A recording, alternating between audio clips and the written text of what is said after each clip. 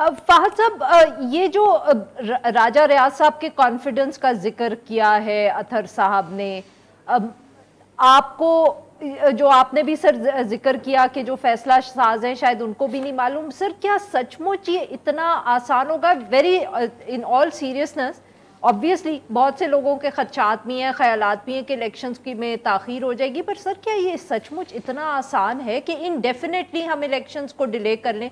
देखिए, मतलब कि कोई सिस्टम तो एक होता है ना, पाकिस्तान में बहुत साल इलेक्शंस नहीं हुए, बट एक alternative system was in place.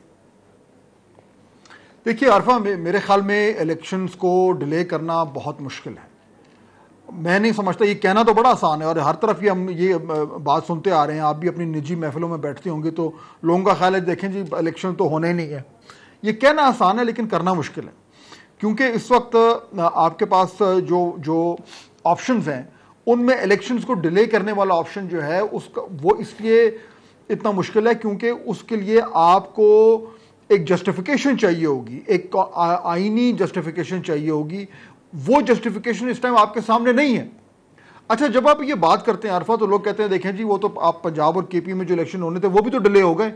बिल्कुल हुए, लेकिन वो इसलिए भी हो गए क्योंकि उस वक्त जो सुप्रीम कोर्ट था उसने उसके ऊपर कोई बाकायदा तौर पर एक्शन नहीं लिया। जो भी उनका हुक्म था वो वायलेट हुआ, पहली बात।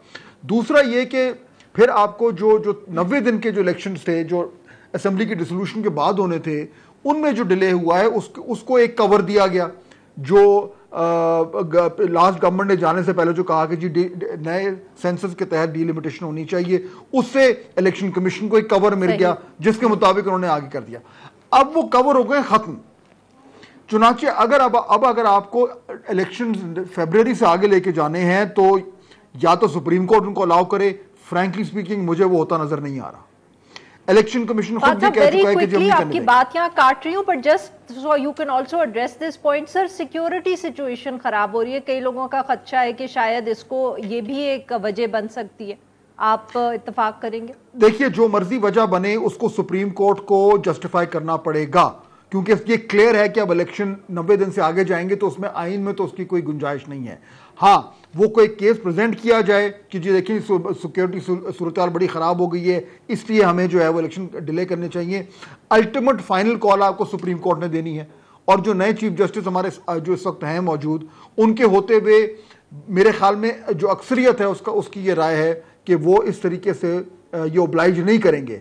अगर वो ओब्लाइज नहीं करते तो फिर आपके पास कोई ऑप्शन नहीं, फिर सिर्फ एक ऑप्शन है कि आप इलेक्शन को डिले करें, और वो ऑप्शन जो है वो मेरे ख्याल में उससे भी ज़्यादा मुश्किल है।